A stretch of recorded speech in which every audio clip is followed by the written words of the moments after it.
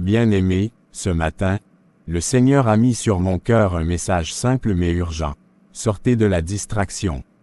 Distraction, pasteur, que voulez-vous dire par là? Je parle de ces choses qui volent notre attention.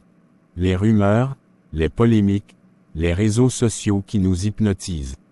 Ce sont des voix qui crient fort, mais qui nous éloignent de la voix du Maître. C'est vrai, pasteur, parfois je dis, je vais juste vérifier 5 minutes mon téléphone, et 1 heure après je n'ai toujours pas prié. Voilà exactement le piège, mon frère. L'ennemi ne nous pousse pas toujours dans un grand péché visible. Parfois il se contente de nous occuper, jusqu'à ce que nous n'ayons plus de place pour Dieu. Mais pasteur, est-ce mal de se divertir un peu? Écoute bien, Samuel, Dieu n'est pas contre la joie ni contre le repos. Mais le danger, c'est quand le divertissement devient notre nourriture principale, et que la parole devient secondaire. Souviens-toi, Jésus a dit dans Matthieu 24:42, « Veillez donc, puisque vous ne savez pas quel jour votre Seigneur viendra. »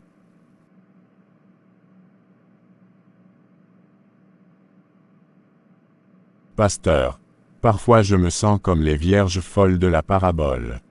J'ai ma lampe, mais pas assez d'huile. Tu as bien parlé, et l'huile, c'est la présence du Saint-Esprit dans nos vies. Comment l'entretenir? En priant, en méditant la parole, en restant éveillé. Mais si nous passons nos journées à courir après les rumeurs, nous laissons nos lampes s'éteindre. Alors que devons-nous faire concrètement? Fermez parfois vos écrans, éteignez les voix du monde, et cherchez la voix de Dieu. Comme dit Jacques 4:8, approchez-vous de Dieu, et il s'approchera de vous.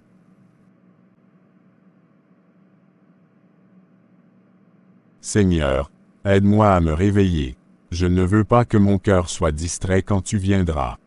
Voilà, mes enfants, le plus grand danger aujourd'hui n'est pas ce qui est visible, mais ce qui vole silencieusement notre cœur. Ne vous laissez pas voler votre vigilance. Sortez de la distraction, car celui qui vient est à la porte.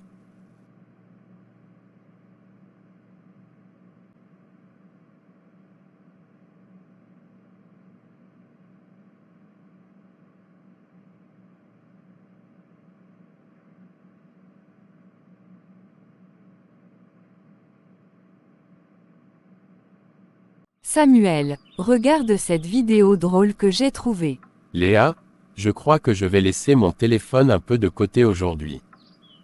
Toi, mais tu es toujours connecté. Oui, mais ce matin le pasteur a dit quelque chose qui m'a frappé. Il a parlé de la distraction, et j'ai compris que je donne plus de temps aux écrans qu'à Dieu. Moi aussi, parfois je reste des heures à scroller, et après je suis trop fatigué pour prier. Exactement. Alors aujourd'hui, je veux changer ça. Je vais ouvrir ma Bible. Tu veux lire avec moi?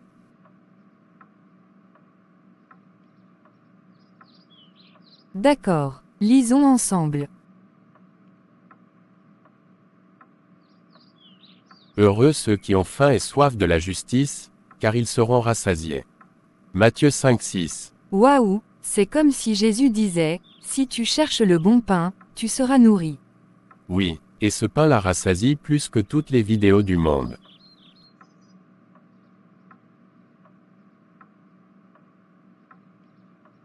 Oh, quelle joie de vous voir ainsi, mes enfants. Vous avez compris la leçon du jour. Oui maman, on veut se préparer pour la venue de Christ. C'est la plus belle décision que vous puissiez prendre. N'oubliez pas, les distractions passent, mais la parole demeure éternellement.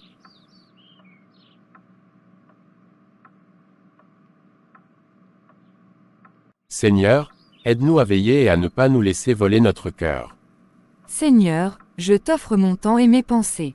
Seigneur, que notre maison soit une maison de vigilance et d'adoration.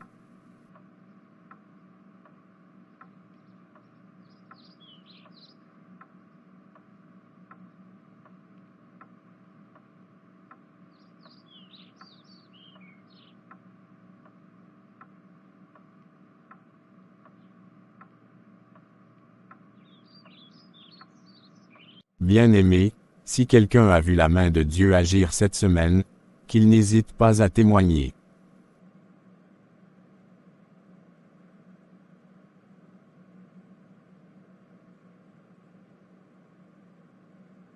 Bonjour à tous, je voudrais partager quelque chose. Dimanche dernier, le message du pasteur sur la distraction m'a beaucoup touché. J'ai réalisé que je passais plus de temps sur mon téléphone qu'avec Dieu. Alors j'ai décidé de changer. Et moi aussi. Quand Samuel est rentré, il m'a proposé de poser nos téléphones et de lire la Bible ensemble. Nous avons prié, et c'était comme si la paix de Dieu remplissait la maison.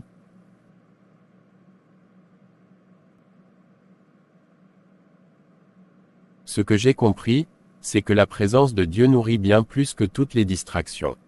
Maintenant, je veux apprendre à veiller et à garder ma lampe allumée pour le retour de Jésus.